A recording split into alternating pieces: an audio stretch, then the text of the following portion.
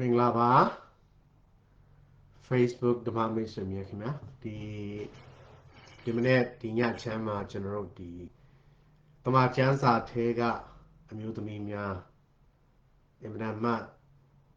ရဲရဲနဲ့အင်မတန်မှဖြတ်ထွင်းဉာဏ်ကောင်းတဲ့အင်မတန်မှစွန့်စားရဲတဲ့ဒီအမျိုးသမီးများတမန်ကျမ်းစာထဲကအမျိုးသမီးများစီကနေကျွန်တော်သင်ယူဖို့ကျွန်တော်ခွန်အားယူဖို့ဒါတွေကိုဆက်ပြီးတော့ကျွန်တော်ဗုဒ္ဓဟူးနေ့မနေ့တိုင်းဗုဒ္ဓဟူးနေ့ညနေတိုင်းတင်ဆက်နေကြဖြစ်တဲ့အရာဒီနေ့ဆက်ပြီးတော့တွားရအောင်ဆိုတော့ဖခင်ရဲ့အရေးဒါမှမဟုတ်မိခင်ရဲ့အရေးဒါကိုလွန်ဆန်ဖို့ခဲ့ပါတယ်လွန်ခဲ့သောနှစ်ပေါင်း2500 2900လောက်တုန်းကအခြေအနေမပြောနဲ့ဒီခုလက်ရှိ2026ခုနှစ်ဒီချိန်တောင်မှမိဘရဲ့အရေးဒါကိုလွန်ဆန်လို့မတမ်းမှဖြစ်ပါတယ်မိဘရဲ့အဖေရဲ့အမေရဲ့စကားတခွန်းလွန်ဆန်ဖို့ခဲ့ပါတယ်ဒီနေ့တင်ပြခြင်းနဲ့ဒီအမျိုးသမီးတယောက်ကဖခင်ရဲ့အမိန့်ဖခင်ရဲ့စကားဖခင်အမိန့်ကိုလွန်ဆန်ပြီးတော့တတိရှိရှိရဲရဲရင်လှုံ့ဆော်သွားတဲ့အမှုအရာတစ်ခုတင်ပြခြင်းပါတယ်သူ့ဖေကရှင်ဘုရင်သူ့အဖေကရှင်ဘုရင်ဘယ်သူလဲဆိုတော့မိခိလသူ့အဖေကရှောလုမင်းကြီးဣတိလလူမျိုးတွေရဲ့ပထမဆုံးသောဘုရင်ဆောလုမင်းကြီးပေါ့နော်မင်းတရားကြီးမင်းကြီးရဲ့သမီးမိခလအကြောင်းဖြစ်ပါတယ်ဆိုတော့ဒါဝိဒ်ဆိုတဲ့သူငယ်တော်လေးကတိုက်ပွဲတွေအောင်မြင်ခဲ့တယ်ဖြစ်ခြင်းတော့သူ့ရဲ့ချီးမွမ်းခန်းကဒီရှောလုမင်းကြီးရဲ့နားထဲမှာသိမဆန့်ရှောလုမင်းကြီးသိမကြားခြင်းဘူးဆိုတော့ရှောလုကထောင်ကနန်းနဲ့ရှောလုကိုချီးမွမ်းတဲ့အချိန်မှာဒါဝိဒ်ဆိုတဲ့သူငယ်လေးကိုသူတို့ကဘာလဲဆိုတော့တောင်းကနန်းနဲ့ချီးကျူးကြတယ်တောင်းကနန်းနဲ့သူကိုချီးကျူးကြတယ်အဲ့ဒါကသူ့စိတ်ထဲမှာအင်မတန်မှခံပြင်းတယ်နာကြီးရဲ့တော်တော်လေးကိုလည်းဘယ်လိုပြောမလဲဘဝင်မကြောက်ဘူးပေါ့နော်ဘဝင်မကြောက်ဘူးနာကြီးတယ်မကြိုက်ဘူးမကြားခြင်းဘူးဒါပေမဲ့လူတွေရဲ့သူ့နားထဲမှာကြားနေရတဲ့ချီးမွမ်းခန်းတွေချေးကျိုးတန်တွေကဒါဝိဒ်ပဲဖြစ်နေတဲ့အခါကျတော့ဒီလူကြီးကမနေနိုင်တော့ဘူးဒီလူကြီးကသူ့စိတ်ထဲမှာပါပြောလဲဆိုတော့ဒီသူငယ်ကငါထိုင်ကုန်ကိုရှင်မဲ့လူပဲဆိုတော့သူကြိုသိတယ်ငါထိုင်ကုန်တော့ခတ်လွတ်ဖြစ်ပြီးဆိုတာသူသိတယ်ရှောလုမင်းကြီးရဲ့မိသားစုအတွက်ဒီတယောက်ကဒီသူငယ်လေးကချင်းချောက်တဲ့ကောင်လေးဖြစ်လာပြီထိုင်ကုန်ခတ်လွတ်အိမ်တော်ကြီးအတွက်ခတ်လွတ်ဖြစ်ပြီးဆိုတာသူသိတယ်ဒီသူငယ်ကြီးပွားနေတဲ့၍သူ့မိသားစုအတွက်ချင်းချောက်မှုအကြီးကြီးဖြစ်တယ်ဆိုတာသူသိတယ်အဲ့ဒါကြောင့်လည်းပဲဒါဝိဒ်ကိုသူလှုပ်ကြံဖို့တပ်ဖြတ်ဖို့ကြိုးစားခဲ့တယ်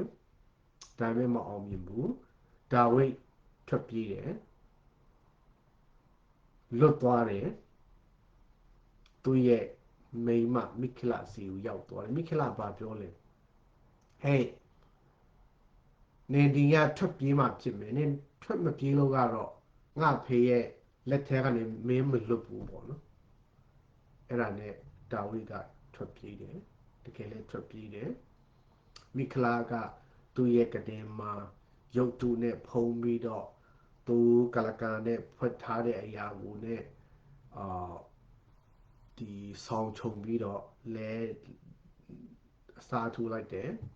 လှည့်ဖြားလိုက်တယ်ပေါ့တကယ်လဲရှောလူကသူ့လူတွေကိုလွတ်တယ်အဲ့ဒီဒါဝိဒ်ကိုတတ်ဖို့ဒါပဲမိခလာပါပြောတယ်သူဖြားနာနေတယ်ဒါမဲ့ရှောလူကအငြိမ်မနေဘူးသွားခေါ်သူဖြားတာနာငါမသိဘူးပေါ့နော်ဒီရောက်အောင်ခေါင်ကဆိုတော့အဲ့ဒီကြာမှာမိခလာကသူတို့ကိုလှည့်ဖြားခဲ့တယ်ဆိုတော့သူတို့သိတယ်အဲ့တော့သူ့အဖေကပောက်ကွဲတကယ်ပောက်ကွဲမှာနော်ဒီကျမ်းစာထဲမှာတွေ့ရတာကတော့တပိုက်နှစ်ပိုက်စလောက်ပဲရှိတယ်ဟာမင်းကဘာဖြစ်တာလဲပေါ့နော်ငါရန်သူကိုမင်းကလွတ်လိုက်တယ်ငါရန်သူကိုမင်းကလွတ်လိုက်တယ်တော်တော်စိတ်ဆိုးမှာဘာကြောင့်လဲဆိုတော့ဒီကျမ်းဓမ္မရာဇဝင်ပထမအစာဆောင်အခန်းကြီး19 20 21ဖတ်တဲ့အခါမှာဒီချိန်မှာရှောလူကသူ့ရဲ့အတ္တသူ့ရဲ့လောဘသူ့ရဲ့မောဟအကြောင်းတော်တော်လေးကိုဘာမှမမြင်တော့ဘူးသူမတမ်းမှချစ်ဆုံးသားဖြစ်တဲ့အာဂျောနသန်ကိုတော်မှမညာဘူးအဲ့လိုချိန်မှာသူ့သမီးကသူ့ကိုလှည့်ဖြားတယ်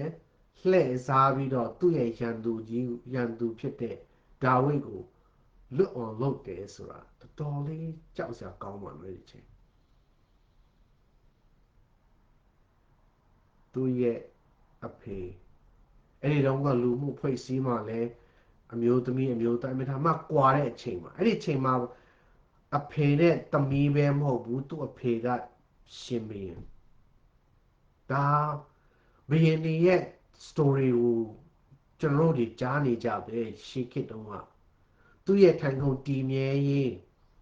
သူ့ထိုင်ခုံသူ့မိသားစုလုံခြုံရေးအတွက်ဆိုတော့ဒါသူ့ညီကိုတွေအကုန်လုံးရှင်းထုတ်တဲ့အာဇယိုက်တွေအကျင့်တွေ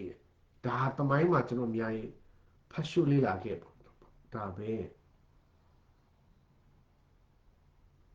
ဗမာသမိုင်းမှာမြန်မာသမိုင်းမှာဒါတွေ့နေရတာပဲနောက်တိုင်းမှာဘယ်တိုင်းပြည်မဆိုတာကိုယ့်ရဲ့ထိုင်ကုန်ကိုချင်းချောက်လာပြီးကိုယ့်ရဲ့ထိုင်ကုန်ခက်လှုပ်လှုပ်ဖြစ်ပြီးဆိုအဲ့ဒီခက်လှုပ်လှုပ်ဖြစ်တဲ့လူတွေကိုအပြတ်ရှင်းတဲ့ຢာကဟို2000နဲ့အဲ့ဒီရှောလုမင်းကြီးတို့ခေတ်တုန်းကဒါဝိဒ်မင်းကြီးတို့ခေတ်တုန်းကရှောလမုန်မင်းကြီးတို့ခေတ်တုန်းကပဲမဟုတ်ဘူးအခုလက်ရှိမှာလဲဘယ်ဒီမိုကရေစီတိုင်းပြည်မှာလဲတွေ့ရတယ်ဟုတ်လားမဒီမိုကရေစီအာဏာရှင်နိုင်ငံဒီမှာလဲတွေ့ရဒါလူတွေရဲ့သဘောတရားအဲ့ဒီချိန်မှာသူ့သမီးကသူ့ရဲ့ရန်သူကိုလွှတ်လိုက်တဲ့ချိန်မှာသူ့အဖေရဲ့အန်ရသူ့အဖေရဲ့တကောပါဝါအောက်မှာမိခေလာကအမြဲတမ်းကြောက်ရှာတော်တော်လေးကြောက်ပါပဲပစ္စည်းတစ်ခုလိုပဲပေါ့နော်မိခေလာသူ့အဖေကလည်းတွေ့ရမှာပဲဟိုယောက်ျားနဲ့ပေးစားလိုက်ဒီယောက်ျားကိုပေးလိုက်ဒါသူတို့သမီးသူတို့လက်ထဲမှာသူတို့သမီးကဒါပစ္စည်းတစ်ခုလိုပါပဲကျဲ့သူလိုလှည့်နေတဲ့အချိန်မှာဒီနေ့ပြောချင်တဲ့ကမိခလာကသူ့အဖေရဲ့ဩဇာသူ့အဖေရဲ့အာဏာရှင်ဘုရင်ရဲ့အာဏာကိုဖီဆန်ပြီးတော့လွန်ဆန်ပြီးတော့ဒါဝိဒ်ဆိုတဲ့သူငယ်လေးအဲ့ဒီချိန်တုန်းကအငတ်ထရလေးပါပဲတာဝူသူလှုပ်ခဲ့တယ်ကယ်ခဲ့တယ်ကယ်ထုတ်ခဲ့တယ်သူ့အဖေရဲ့လက်အောက်ကနေသူ့အဖေရဲ့လက်ထဲကနေသူကယ်ထုတ်ခဲ့တယ်သူ့အဖေကတော်တော်လေးစိတ်ဆိုးတယ်မင်းဘာဖြစ်တာလဲမင်း ငါ့ရဲ့ရန်သူကိုမင်းလွတ်တယ်ပေါ့ဒါတေးကြတယ်ဘာရိုက်ခံရမှာပဲဒီချိန်မှာသူ့ဖေပြင်းပြင်းထန်ထန်ခံရမှာပဲ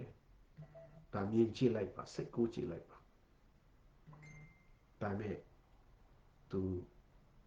ဘာမှဒါအဟုတ်ကိုသူမပြောဘူးဘာပြောလဲဟာ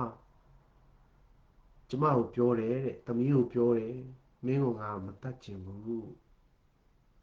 မင်းကငါမတတ်ချင်ဘူးလို့ပြောလို့သူ့ကိုလွှတ်လိုက်ရတာဆိုပြီးတော့သူလိန်ပြောခဲ့တယ်အမှန်တိုင်းပြောသူဒုက္ခရောက်မှာပြောချင်တာကဒီလိန်ပြောခြင်းအမှုကကောင်းတယ်ဆိုတာပြောချင်တာမဟုတ်ဘူးအခြေအနေအချိန်ခါပေါ်မှာမူတည်ပြီးတော့အသက်ကိုကယ်ရဲတဲ့အသက်ကိုကယ်ထုတ်ရဲတဲ့မိခလာရဲ့ဒီထုံးတမ်းဓလေ့တွေကိုချိုးဖောက်တဲ့အဖေရဲ့ဩဇာအဖေရဲ့အာဏာကိုဖီဆန်ပြီးတော့